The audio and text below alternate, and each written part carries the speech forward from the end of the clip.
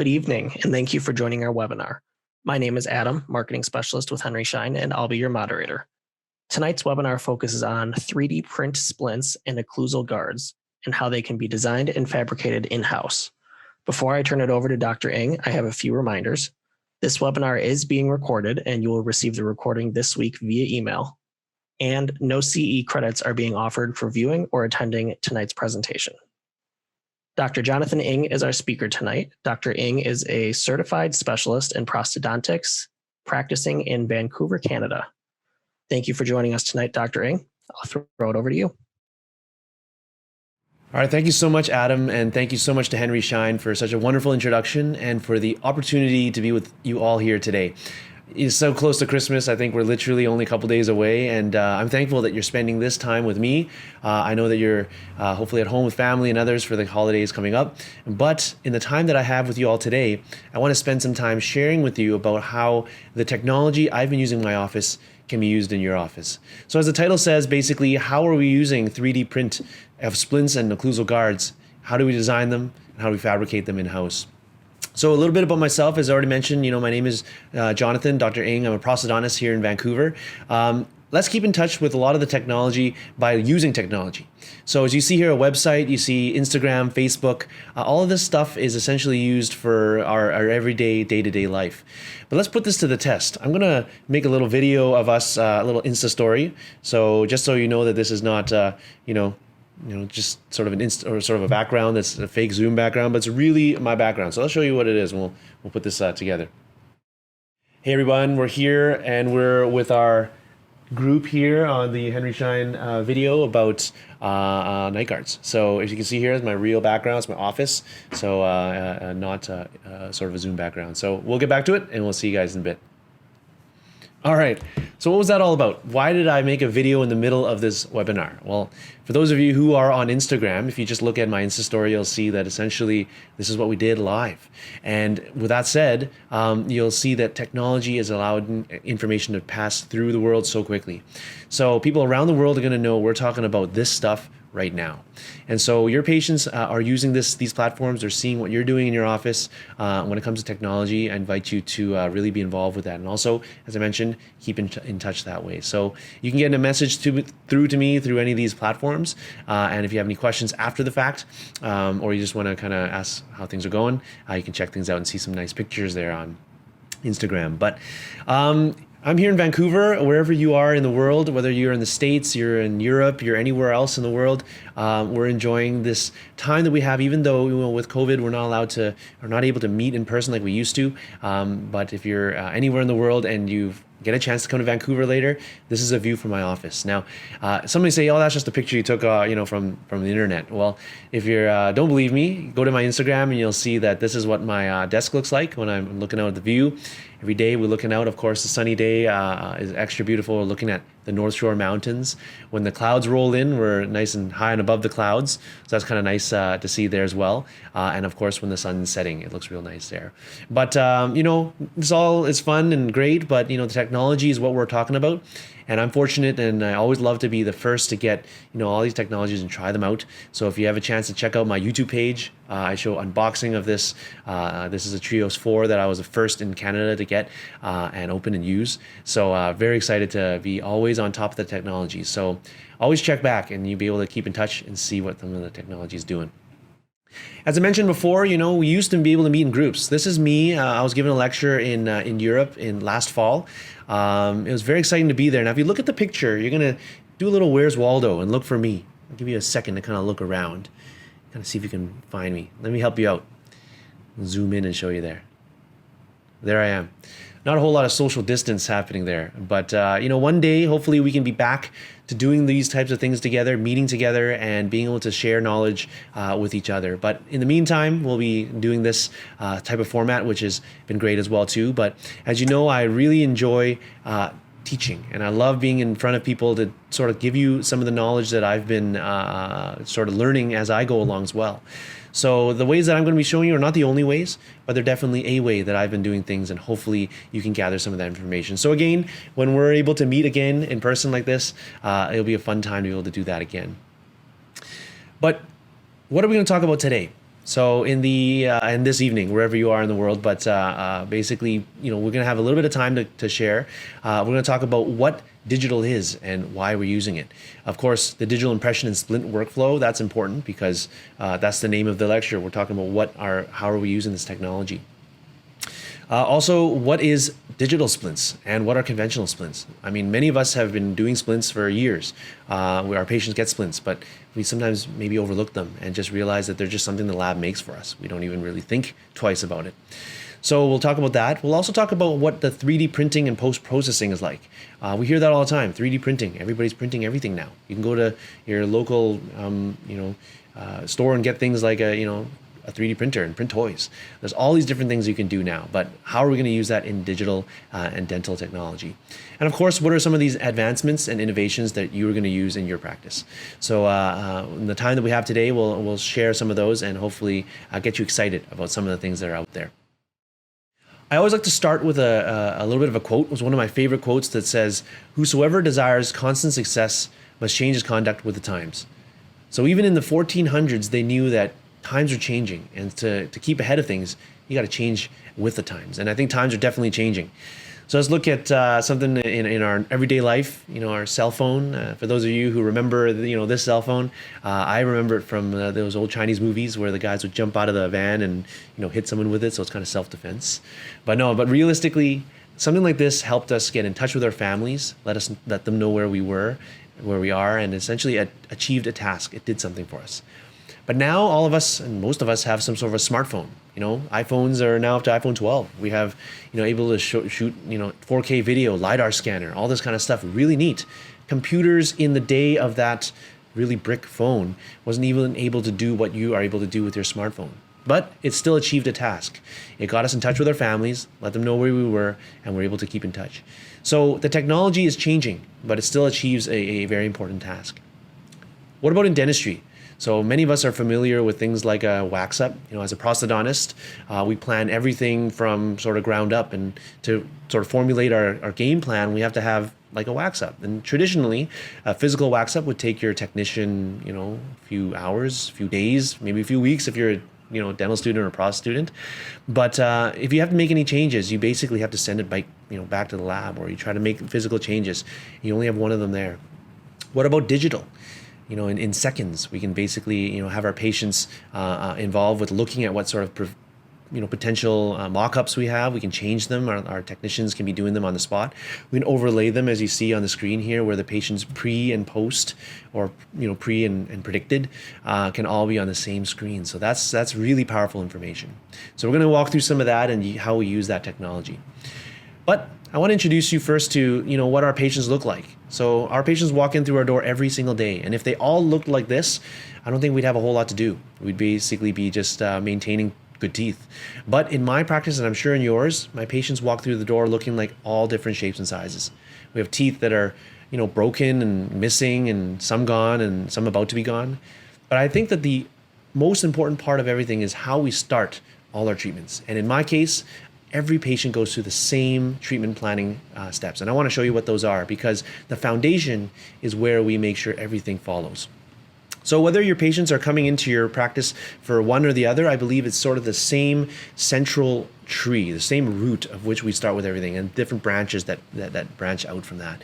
And as it branches out, we basically have different subtle nuances, but the starting point is the same.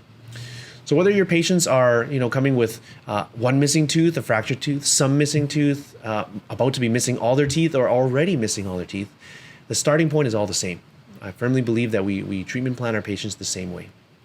So to start off with that, let's start off with a patient. We all love talking about, how it's done, but let's see how it's put to practice. So let me introduce you to 32-year-old Cameron. He's a nice young guy, comes to my practice as a referral, and he basically says to me, I'm here because my teeth are getting worn and starting to look chipped.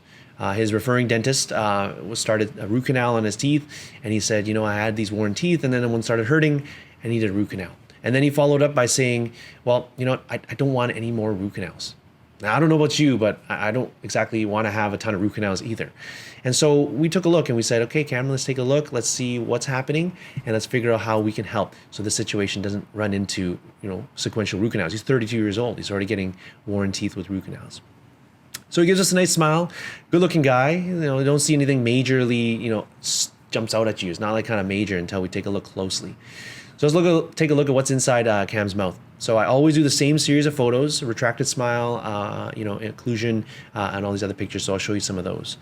But what are some of the things that really jump out at you? The first thing that you see, of course, is, well, uneven incisal edges. It looks like these teeth are kind of getting worn. Now remember, he's 32 years old. And, I start to have a couple of questions in my mind about sort of what's happening.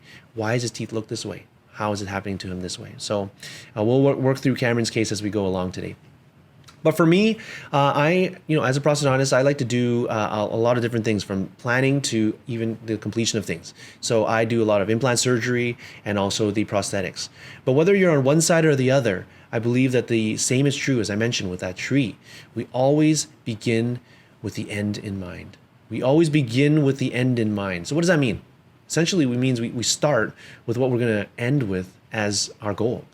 I live in the city of Vancouver, where there's a lot of, expensive land, and houses are getting rebuilt on old land. No builder, or the cities, and no city is going to allow you to come up with a tear down of a house if you don't have a plan of what you're going to do. They want to see plans. They want to see the architect's drawings. Well, here it is. We begin with the end in mind. We have to know what's happening before we can start.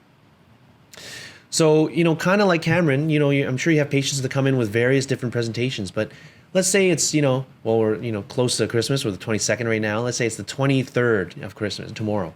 You're about to close down. It's Christmas Eve, or maybe it is Christmas Eve, and a patient walks into your door like this.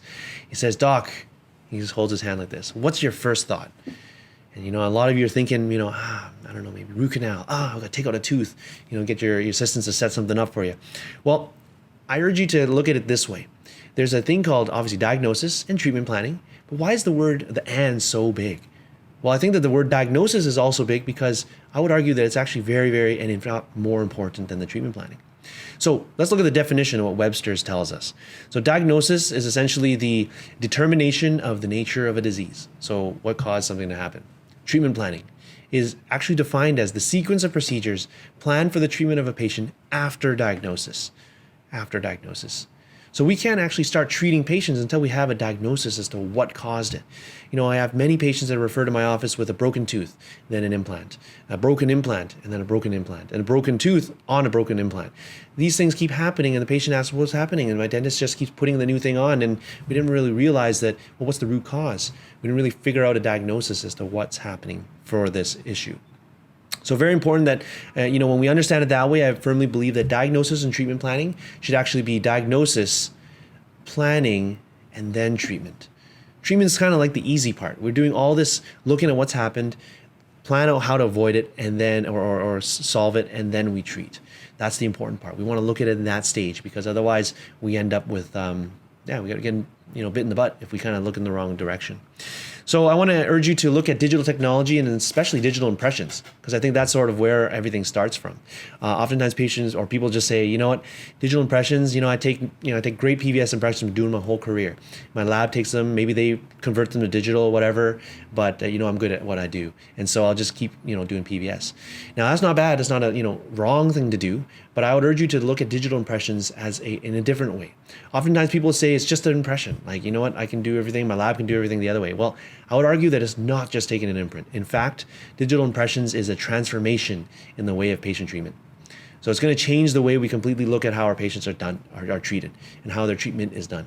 So you keep that in mind, because that's very important for us as we look forward. But I love quotes, and again, one of my favorite quotes is, "The objective of implant dentistry, and just dentistry as a whole, is to provide patients with an aesthetic and functional prosthesis."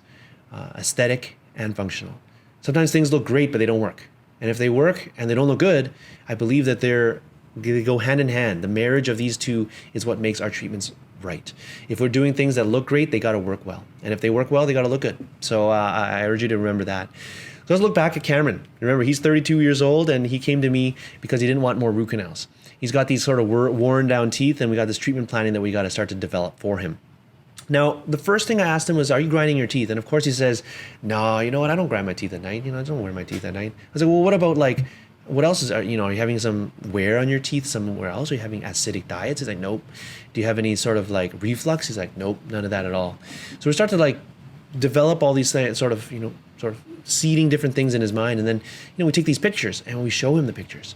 We start to say, we got a couple of little things happening. Treatment planning, we see that, there's uneven gingival zenith, of course, a little bit of height difference. It's very obvious. The incisal edges are uneven. And so there's something going on.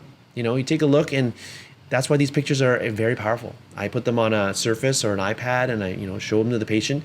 We zoom in, zoom out. Sometimes the patient grabs the surface and they look at it, and then essentially the power of their treatment is in their hands. But as you look here, Cameron sees that and he goes, "Oh my goodness, those teeth fit perfectly together. They have to somehow have worn into that." Then we took a quick look and we evaluated the occlusal shot, as you see here, and we take a look closely that there's a lot of lingual wear on the upper molars. Now that doesn't happen from grinding your teeth. Some of the upper anterior may be from grinding, but this area we start to see that there's something else happening. Maybe some acid, maybe some erosion from something, some diet, so we start having a discussion with the fact that maybe he's having GERD or gastroesophageal reflux disease. We see these uneven wear and erosion areas. So he obviously went to go see his doctor after we recommended it. Doctor did some testing, and sure enough, he has GERD. He basically is on medications, and he said, after you told me that, I was really aware of the fact I had sore throats in the morning. My doctor told me that I got to get this medication to control it. And that's important, because if we go ahead and start slapping crowns on all the teeth and start preparing teeth, what's going to happen if he still has undiagnosed underlying GERD? Well, we're going to have problems with those crowns. But the wear that he's grinding with, on top of the fact that it's softened from the acid, all of these things are happening. So when I started having this discussion with Cameron, I have this sort of trend of wear patterns that I see in my practice oftentimes, because again, as a prosthodontist, I get a chance to see patients in various age categories. But again, if our patients came looking like this, you're not going to be all of a sudden screaming, you're wearing your teeth. But I get patients come to my practice looking like this. Now, patients like this, they don't show up one day looking like the other picture and then the next day like this. It happens gradually. And so we have to figure out how we can figure that out as it happens, so we monitor it as it goes along. Mild wear, that's oftentimes enough to get some patients a little worried, but they may or may not notice too much. Moderate wear becomes a little more concerning. Patients may start knocking at your door and saying, "Hey, it didn't look like this before." Severe and excessive wear, I see a lot of patients in their elderly age that look like this, or sometimes not so elderly. But this really starts to ring the alarm bells for patients. But much like Cameron, I usually show this similar pattern, and I show patients this, that different age groups of patients will show different patterns of wear. And let me introduce you to Evan, who's 48. Remember, Cameron's 32, right? So I show him Evan, who's 48, and we see this type of wear pattern. Evan's got thinning or sort of that translucency in the incisal edges. And that's not that sort of beautiful translucent incisal edge we're looking for on our nice lithium basilica crown, but this is thinned out enamel about to chip off. And what motivated him to come in was that his teeth were starting to flake away, literally. He's a high-powered CEO in a big company here, and he said he's got a smile with a way where he doesn't show those front teeth. He's a little worried that they're going to flake off or look kind of different.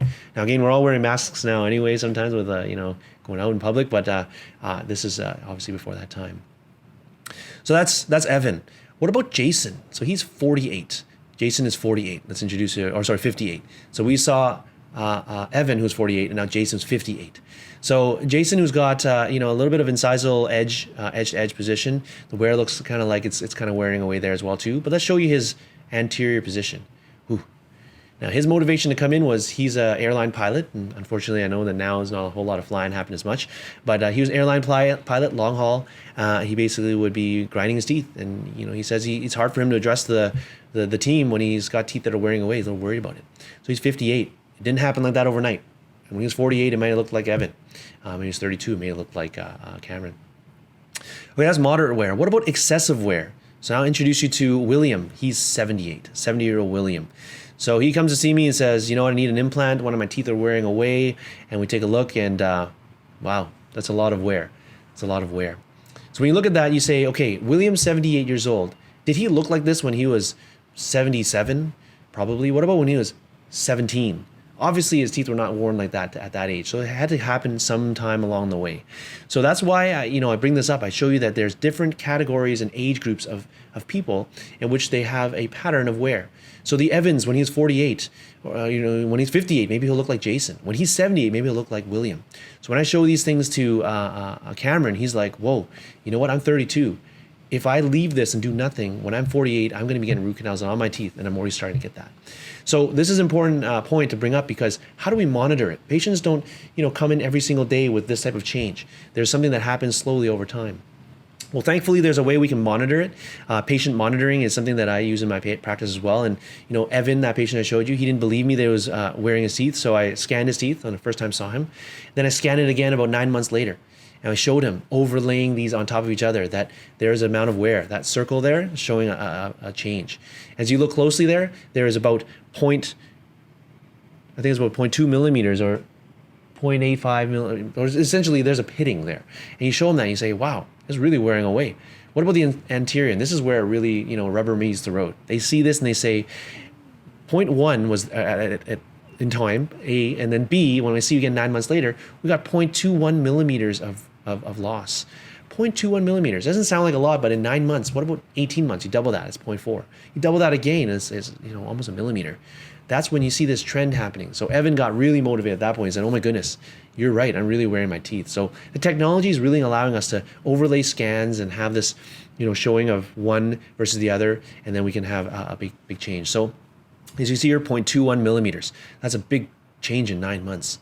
And so, to show you how that works, Evan goes ahead and he says, you know what, I agree, we need to do something. So I did some clear aligner therapy for him, pre-prosthetic ortho. And so I'm moving the teeth. I'm showing you this one because it really shows and highlights the movement. So you can see clearly that it's changing from one point to the other. Because, in classic, like Evan, he was saying, he goes, I don't think my teeth are worn. I show him that thing. He says, I don't think my teeth are moving after we did the ortho. And I showed him this, and he said, oh yeah, you're right. We're really moving those teeth. So this is showing him as his orthodontics is progressing. Now, the purpose of this is so that we can move his teeth to create room for the prosthetics. There is no way that we can prepare crowns when his teeth have no space. So as you can see on the right side of the screen, you can see that we're moving the teeth to give it room there. Now, same thing for Cameron that we noticed on Evan is that we need to move teeth to create room for his crown and bridge. If we were to cut preparations into the existing crowns, there's no space. As you saw in Evan's case there's no room for that. So just like Cameron as well too. So we go ahead and we make, fast forward, all his treatment, we essentially put all these crowns on. So why did I go so fast through it? Because the point of today's lecture is not about, how to prepare crowns or anything like that nature, but it's to show you what happens when we walk our patients through all of this. So from point A to point B, our patient now has worn teeth and he has a reconstruction of his crowns. So he has anterior reconstruction. We had finished some orthodontics to create room. So we actually didn't have to prepare anything on the lingual surface of the teeth except for a finish line, and therefore avoiding the need for root canals. Remember, that's his chief concern. He didn't want any more root canals. If we prepared deep into any of those cingulum areas, we're looking at root canals. So did pre-prosthetic ortho, moved his teeth. And then so essentially he looked like this to begin with, and he looked like this in the end. We also moved his midline, and I was able to do a little bit of things for him there. In another time, or if we had more time in another lecture, I could show you all the different ways and steps in which we did that. There's always different 3D face scannings and other things like that. But in his case, essentially we went from start to finish kind of like this. But let me walk you through essentially his worn teeth and his wax up, or his digital kind of mock-up of things there. And then the sort of the temporaries that are in his mouth, and then his finals all on top of each other. So as you can see, the planning of this all went ahead through various treatment planning steps. Again, we don't have the time to go through all of them today, but he was able to essentially go from start to finish with a very, very nice overall result. Now, we ended up using zirconia crowns for him because of that heavy, bruxism. So we didn't go with a nice lithium disilicate sort of translucent look, but in his case, he wanted that strength. And he's 32 years old, he wanted it to last.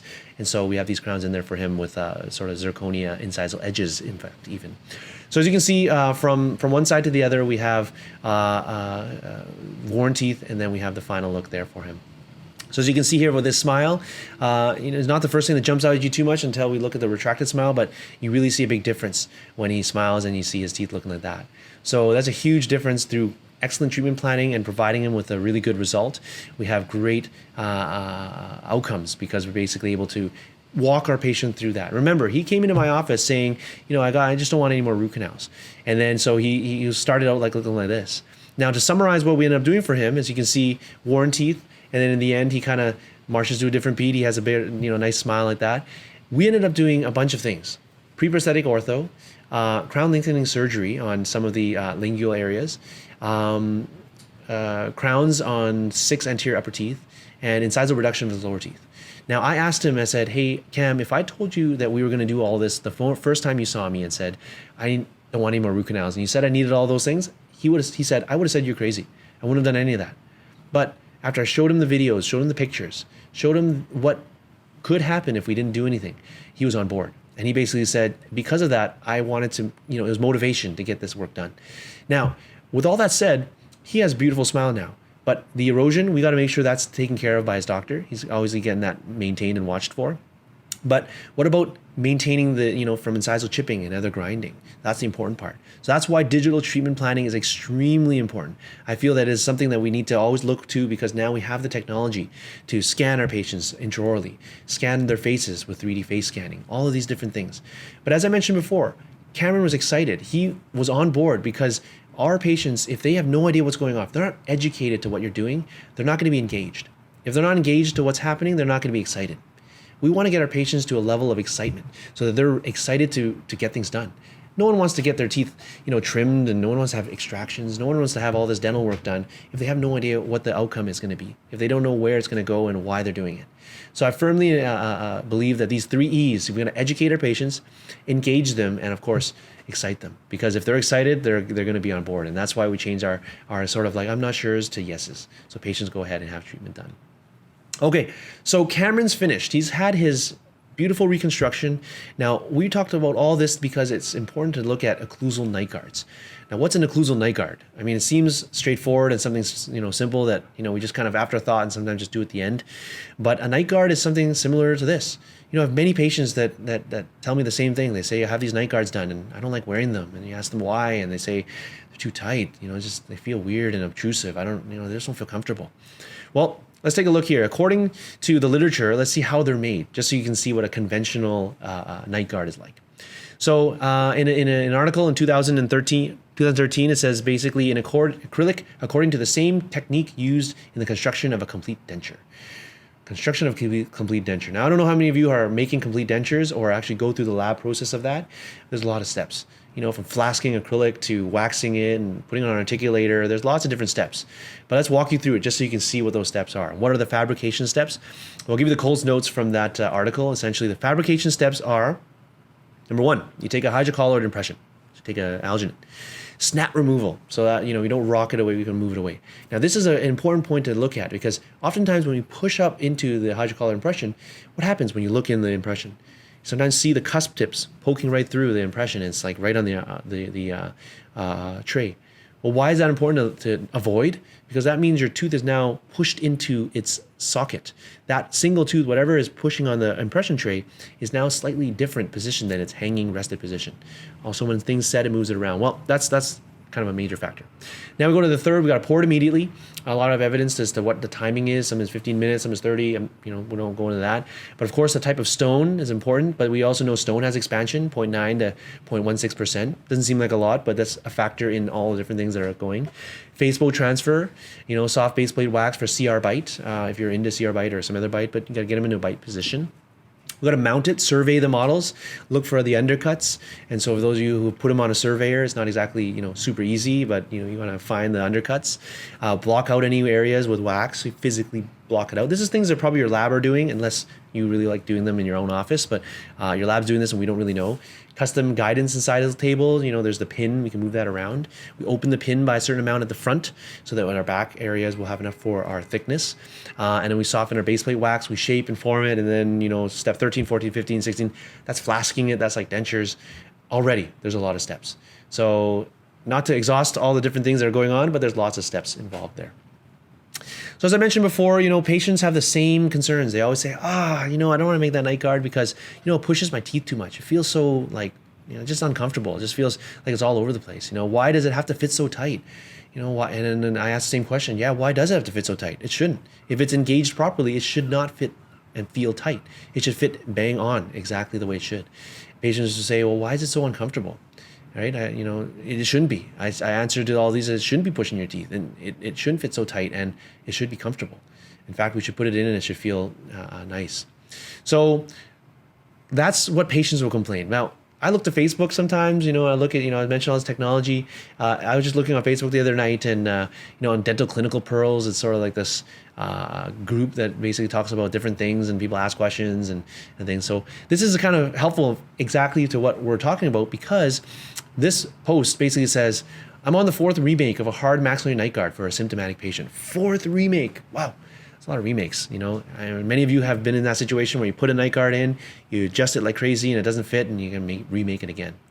Well, it goes on to say, very tight fit on both cast and in patient's mouth. Molar areas of teeth usually still scrapes the cast in these areas. Still scrapes the cast. Wow. I thought this was made on the cast. Well, there's a lot of expansion and contraction. You remember we're flasking things like a denture. The acrylic's going to shrink. It's going to contract. There's essentially a lot of things that are happening that can make it so that even though they made it properly on the cast, things can contract. It doesn't fit on the model. So if it's not going to fit in the model, what's the likelihood of it fitting on the patient's mouth? Then it says, question number 3, it says here, anyone else having similar issues with this product? Oh, this dentist that posted this is sort of, up in arms. They're just like, I don't know what else I can do. I don't know what's left. Well, that's an important point to kind of look at, because I'm sure many of you have felt the same sort of concern or same problems as well. So let's look at the steps of taking that impression and getting a night guard made. So, if we look at an impression, this is not to belabor the point, but we got to make sure our alginate is the right consistency. You roll it a bit. You don't want it too dense. You got to mix it with water. We got to do our mixing, spatulation of that sort of important. And our assistants are making that smooth mix. You put that in and get it in our tray. Put it in our patient's mouth, and you watch her eyes. Her eyes aren't exactly super happy when she kind of feels a little bit of that rolling into the throat. She's kind of like, oh, here we go. Yeet, there we go. Oftentimes patients are like, feels like, and then you say, oh, just wiggle your toes. Think of the beach. And then here's a snap removal. I'm getting ready to take that out. Oh, there we go. So snap removal, right? Doesn't seem so, complicated. This is something that we do all the time. Let's show you what it looks like when I take a digital impression of my patient. Here's a patient. He's actually 85 or 84 years old, and as simple as sort of moving this wand. There you go. We're basically not really touching anything except for the lip with a mirror and floating this wand across. And that's it. And you'll see, and I'm going to show you in the next slide here, that essentially in less than a minute, we got a very non-invasive scan. So here's what that scan looks like. So when we go ahead and we take a scan, my assistants can often do this ahead of time. If I'm in the middle of doing something else, or taking notes or doing something else, assistant can go ahead and take this scan, which is why I think it's important for you to keep in mind that with something like digital impressions, I honestly and firmly believe that it should be every patient, every time. So patients should all have a scan. They should not be waiting in a waiting room, sitting there reading a magazine. They should come and have a scan with one of your assistants. Because if you have a scan every time you see them, you're basically going to have an ability to form this monitoring. You're going to see the wear in the patients, the movement of the teeth, the buildup of calculus, all those things. So as you can see here, that scan is, it makes a little noise when it clicks, and every time, never fails. No matter how young or old the patient is, they look over right after it's all done. They want to see what they just saw, and they go, wow, those are my teeth in color. I use a touch screen and I zoom in and show them, and they're immediately amazed by what's happening there. So, digital impressions, as I already mentioned, not only is it quick, not only is it comfortable for the patients, but of course, accuracy is the important part, right? So again, this is not a lecture about digital impressions, but I firmly believe it's the first step and the transformation in the way we treat our patients. So if we have digital impressions like this from the beginning, our lab or your in-house and whatever you're doing for our next steps is going to be extremely, extremely more accurate. There's no expansion or contraction of a digital file. We just take in an image and it's calculated so that it will take it exactly and right on. Okay, so we're going to talk next about night guards then, splints. That's sort of the main sort of crux of what all this has led to.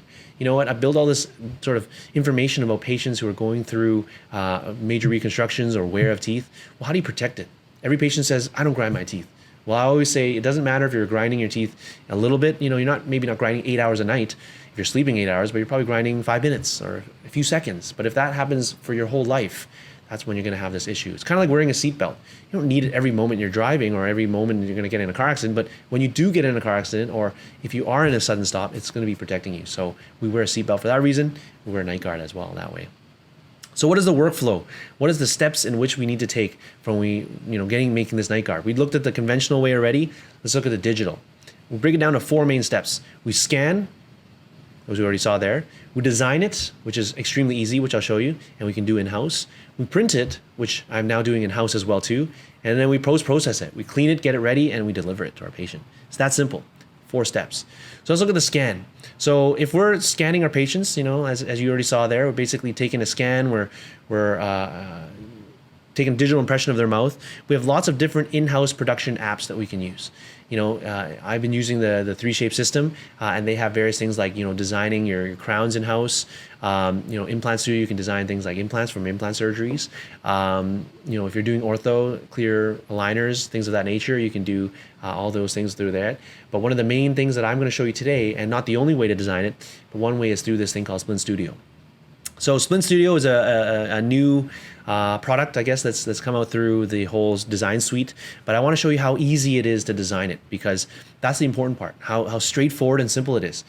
Of course, it's also straightforward to scan it or take impressions, send it to your lab. But if you're making it in-house, you have the flexibility and the ability to make it same day, right away. And sometimes I can make it for my patients before they even leave the office. If they want to just hang out for a bit, we can design it and make it right away. Well, I think Splint Studio is very helpful because we're designing splints, obviously, for bruxism, TMJ disorders. What's helpful is it's very integrated into all the stuff that I'm already doing with the intraoral scanner.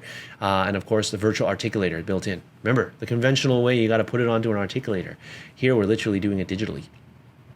So again, we talked about the 4 steps. We're scanning it, we're designing it, we're sort of making it, fabricating it and printing it, and then we post-process it.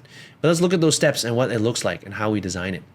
But before we do that, I want to kind of quickly mention that, of course, the type of splints, everybody has different philosophies as to what they like to use.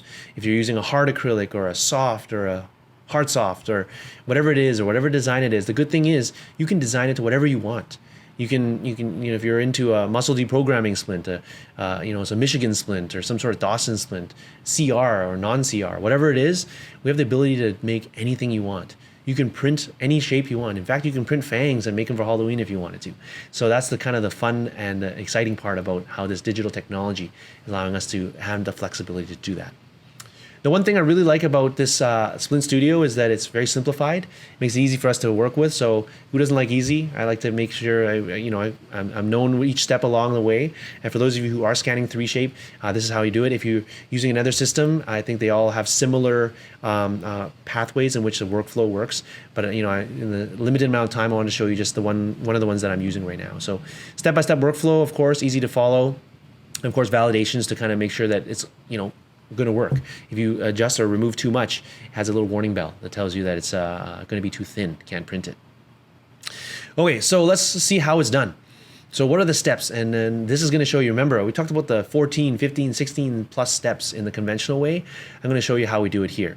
So essentially, we scan our teeth and we select on our menu that we're going to make a splint. So we say, in this case, I'm going to make an upper splint. So as simple as clicking that, I'm going to select the 3 tripoded positions. First of all, of course, sorry, the printer or whatever you're going to be using, but you select the 3 spots on a molar and the middle position. Basically what we do then is I trim the teeth, trim the model, make sure that it's good. We have our digital articulator that automatically populates. Put that all together, we open up our pin to wherever we would like it to be. So sometimes you like a 2, sometimes like a 3, depends on what you're making. But what you do is you work it through some of the excursive pathways and you can see it on the articulator here.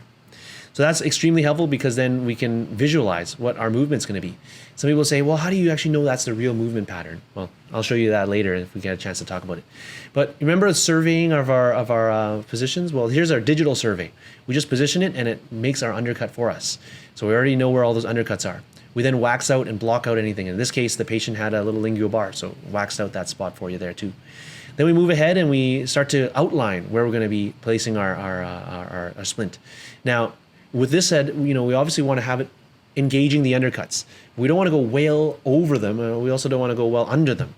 So this is that surveying that I told you about, putting it on a model and surveying it on a physical, stone cast. That's something your lab is doing. Well, you can do this very quickly by clicking and engaging the undercut that you selected. And sometimes I choose, 0.1 millimeter or 0.2, but essentially it cuts that area out. Then we adapt our night guard or splint to the opposing arch. So we raise it either to match up the teeth completely, or we have a ramp, or we can kind of have it adjust to the teeth themselves and the cusps themselves. So I always like to have a ramp on the anterior, sort of from the canine to the canine. I don't usually ramp all the way from the posterior to posterior, but as you see here, then what I do is I adapt the posterior teeth to the cusps, and then the anterior would put a ramp there. So it automatically calculates it within seconds. And once it does that, then essentially it creates the splint for you. And then you have a design of it, which at this point, you can start to modify it all you want. You can add wax, you can remove wax, and with the click of a button, you can basically trim it. Then we run it through the articulator. The digital articulator then moves through excursive pathways. So you can see when you do lateral excursions, anterior, protrusive, and it essentially forms and molds it for you. And at this point, you can add to wherever you like. Oftentimes, I like to add a little wax to give it more canine guidance. So whether you're into the canine guidance or anterior rise, anything like that to exclude the posterior teeth, you can do that all you want. So as you can see here, I'm just adding a little bit of wax, run it through again, and see that, good, now we're on the anterior, we're mostly on the canines. So you go through that process, you do as much as you like, as little as you like, but as straightforward as you can see it here, we basically have our splint designed. It's all done. And so what I do is then I always like to put a name of the splint of the patient, so that way, when it prints, it has their name on it. And as simply as clicking the button, it essentially puts whatever you want. You can type their name, you can say Merry Christmas on it, you can put whatever you want on there. But essentially you make the splint, you export the file, and you're done. That's it. Now we have our file ready to print. So as simple as that, I've got this design down to probably about 10 minutes. I've fast forwarded here for you, but in about 10 minutes, I can basically design our splint, and then we can print it in however speed it takes for you to print your splints. So that's the design. Now the printing workflow is amazing. I think this is the steps in which we're able to see that 3D printing is now moved into a very, very positive way for us. Now people will say, is 3D printing really that good yet? Well, I'll take you to YouTube and just take a look at some of these classic 3D prints that we're using. People are printing toys, little medallions. I also even found in the middle here, they're actually 3D printing a actual building. So in Dubai, they actually took a 3D printer and made an actual building out of it. And so for those of you who are really into cars, you'll see that they're actually even 3D printing metal. And so we can 3D print a hypercar. So this is the world's first hypercar that's 3D printed. Amazing. So this is the type of technology that 3D printing is doing. So when people say, are you sure 3D printing is going to be able to print a night guard for you or some teeth? I urge you to look at this. We got toys, we got buildings, and we got hypercars printed.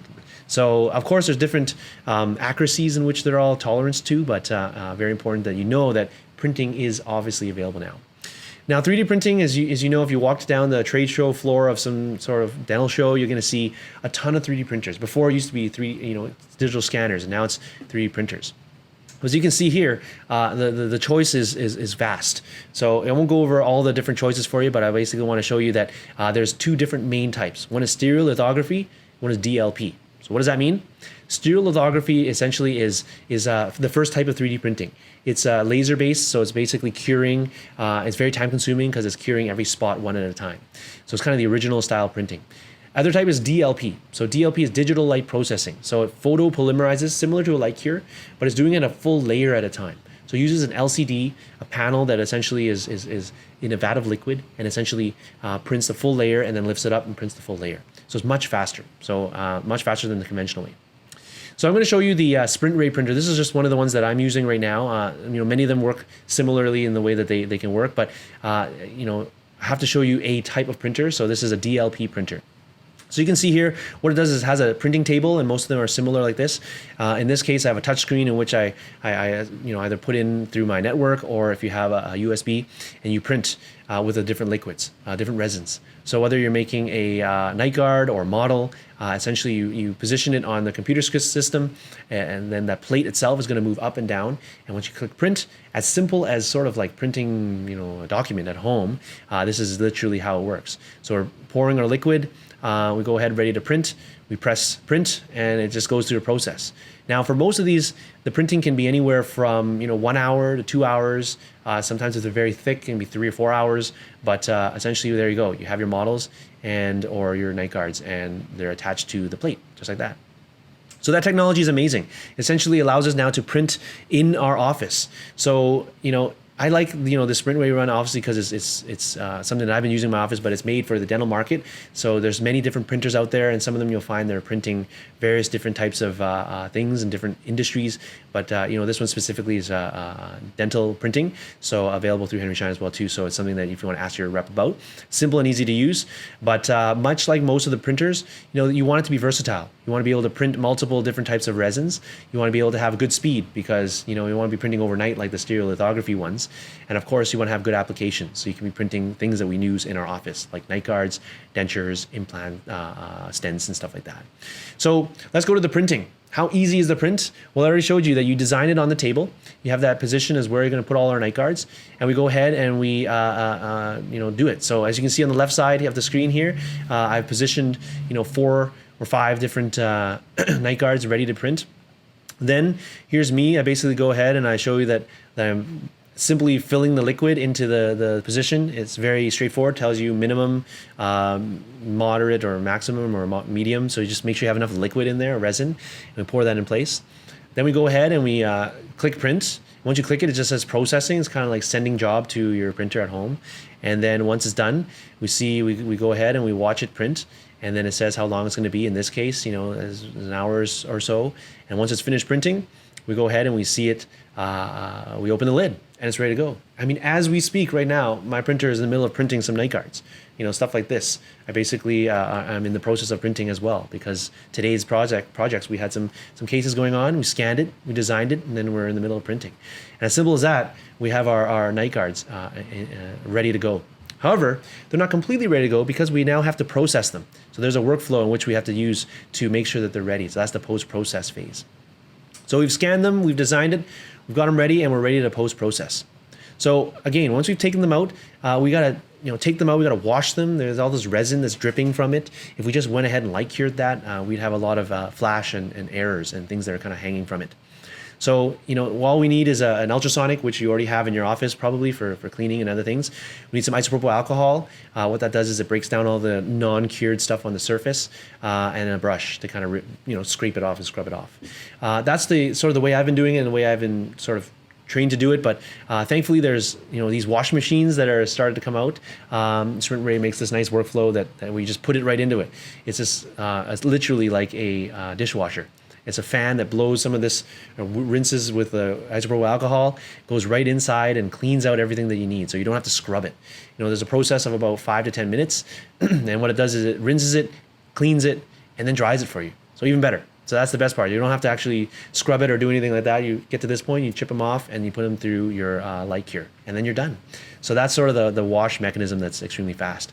But once it's all done, whether you're using the washing machine or you're using by hand, then you go ahead and you put them in the light cure. I call this a little tanning booth for our night guards. As you can see here, we turn it on, and much like any light cure that we do, a light cure box that you'd have for anything else, put it in, but it has a heat and also has a little bit of light from all sides, and it basically cures and hardens the rest of our stuff for us. So that's it. So essentially we cure it, and then our night guards are hardened and ready to go. We have little pieces we have to chip off and break off, but we're ready to go. So 3D printing has allowed us to have this in our office simply and very simplified. So let me show you what it looks like. Rubber meets the road. What it looks like when our patients are using them. So I had a patient, another patient, is Barb. She came in, and a surgeon that I know very well had placed some implants, but based on where the bone was, we had to use a lot of pink ceramics and other things like that. But she wanted to protect her teeth as much as I wanted to as well. Let me show you what it looks like when we put it in. This is, I think, one of the first patients that we put our night guard in for her. So you're gonna see how smooth it is. That's our 3D printed night guard out of a hard soft acrylic. So basically what I've done is it's hard acrylic, but we just warm it up a little bit, and let's see how nicely that fits in place. So we gotta warm it up just for a couple seconds. So now we put it in place. Just watch carefully. There we go. As simple as that. A nice little click in there. We had her bite together. Her excursion pathways, moving left and right, anterior. We have all the stuff that I designed and basically fitting perfectly. Now what she said to me, she said, oh my goodness, this is like did you put it in already? I didn't even feel this night guard. It's the best fitting night guard I've ever had. Those are the things our patients are saying because the 3D printing is so accurate. The scanning is accurate. All of these things are making for our night guards that no longer have that, the patients complaining it's not comfortable, it feels so tight. all those kind of things. So you can see here for Barb, we're going to be comfortable in knowing that those implant restorations are going to be safe. They're going to be protected. And she is going to be comfortable to know she's actually going to use it because it feels comfortable. So those are the kind of things that we see for our patients now, given the fact that technology is now able to do same day. In her case, she came in the morning. We delivered those, and we didn't want her driving away, going to sleep that night with nothing in place. So we scanned it, designed it, and she came back in the afternoon, and we delivered that night guard for her. So we did a same day in-house. So all these things said, I think that the technology is really giving us a lot to think about now. As simple as these 4 steps, we're able to scan all our patients. We have a scan every single time. We're able to design it. In this case, I use Design or Splint Studio. And then we can print it as simply as, as you saw on the 3D printer there. And we post-process it with a nice wash and a light cure. With all that done, we are now comfortable in knowing that our patients aren't leaving with, expensive things happening in their mouth and all this restorations, and then they wear their teeth. Or someone like Cameron, who has so much wear in their teeth. And even if we didn't do those types of crowns, we'd still want to protect his natural teeth to prevent further wear. So, as I said before, treatment planning I think is very important for us to really focus on, because I think with proper treatment planning, we're going to have much better outcomes. We're not going to have things that work if we don't plan appropriately. So as I've shown you today, patients are going to come in different shapes and sizes. But if we have the proper planning, we're going to have better outcomes for them. So because of this, we begin with the end in mind, right? With Cameron, we knew that his teeth were worn. But with all this treatment planning, we knew that at the very end, his whole treatment plan said night guard at the end. So all of this happens, and we knew that there was something we're going to use at the very end. And at the very beginning, if he just saw that, he'd say, why do I need all this? Without knowing that all this other treatment was needed. But once we did proper treatment planning, he was on board to know that all of this stuff that he'd done, he needs to protect it. He wants to protect it with an occlusal splint. So as I said before, digital impressions, it's not just an imprint. It's not just taking an imprint. In fact, I want you to remember that it's a transformation in the way we treat our patients. So patient treatment is completely different in the way we do things now because of all this technology. So as I started out, with the technology, and we laughed about how we have a lot of this old tech, and then of course the new tech.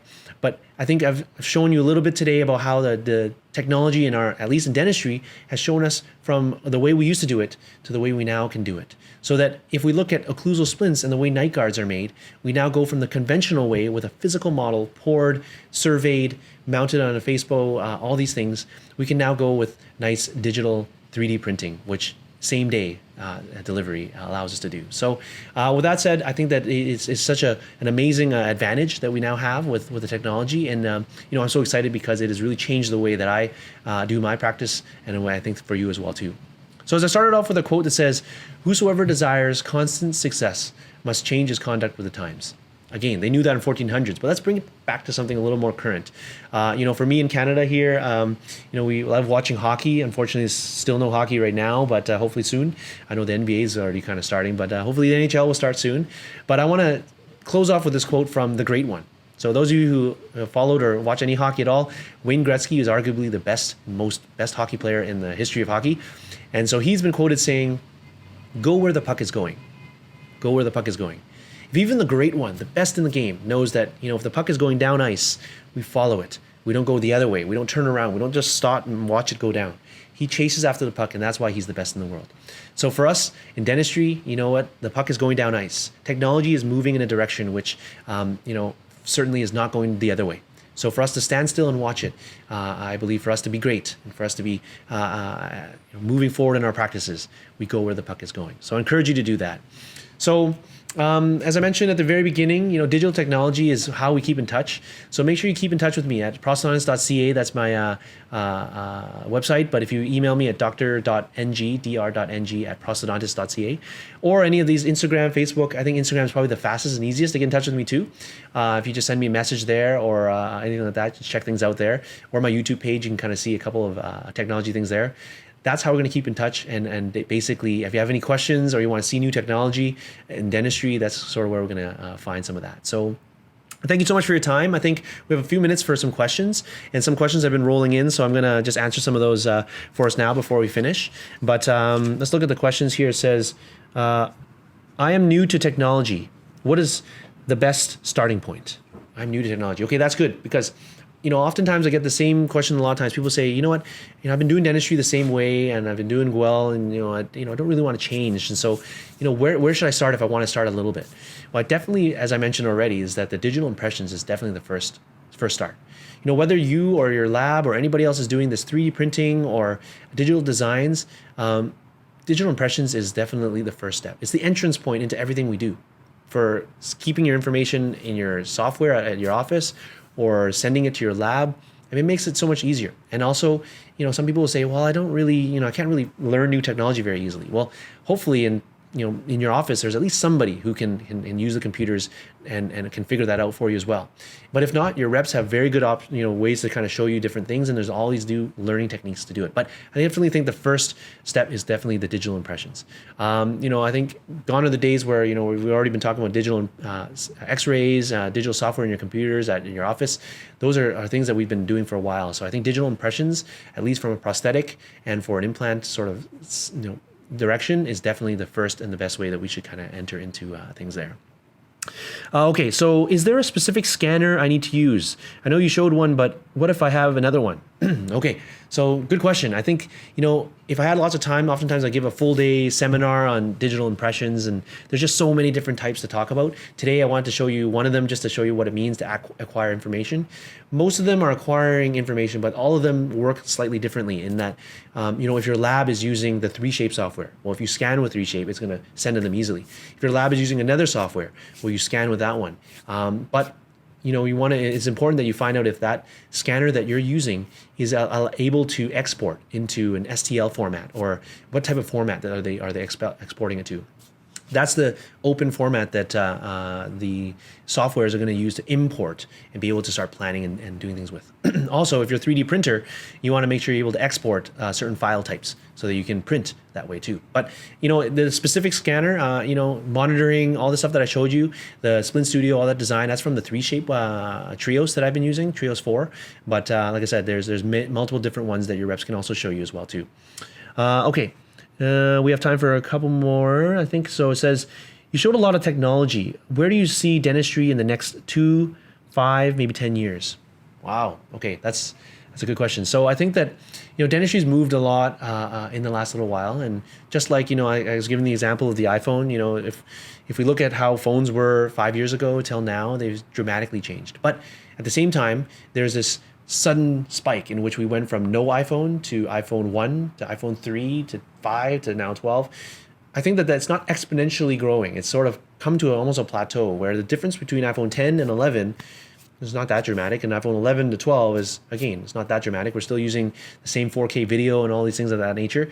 So I think in dentistry is the same. We've kind of gone past that exponential growth phase, and now we're at sort of tweaking the things that we already have. So the different softwares are getting a little bit better.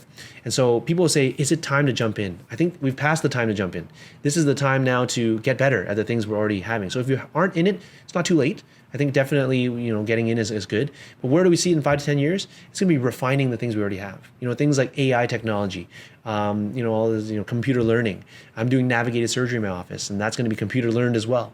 And so I think that where it's going to go, I'm very excited because, I have 3 little kids, and I think when they grow up, they're not going to be, doing the same things that we've been doing. They're going to have self-driving cars already and all those things. So in dentistry, much the same way. So I think that it's good to, and that's why we're watching these webinars, to kind of get on top of all the technology. And then lastly, it says, do you make a night guard for everyone?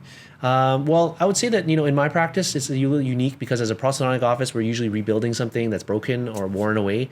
So generally, yes, I think most of my patients are at least offered that, and they're told sort of the risks if they don't. But the advantage to some of the technology is that, if you're having 3D printing for night guard, you're not just printing night guards. You can print models. You can make vacuum forms. You can make your own clear aligners, maybe, if you're into that.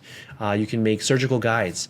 3D printing is amazing. So you can do that for so many different parts, even provisionals. You can mill and print some of those out.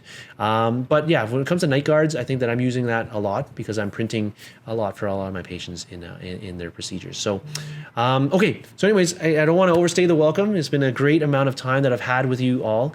I think that hopefully the the information that I've shown today has been helpful, that you think about these things when you're seeing your patients, and that if you have any further questions, please don't hesitate to email me, find me on Facebook, Instagram, and we'll be in touch. And like I said, I hope you're keeping well, keeping safe. Have a Merry Christmas, Happy New Year's, Happy Holidays, and that you're all having a good time where you are with your family. Take care. Thank you, Dr. Ng, for your presentation. And thanks to all of you for attending.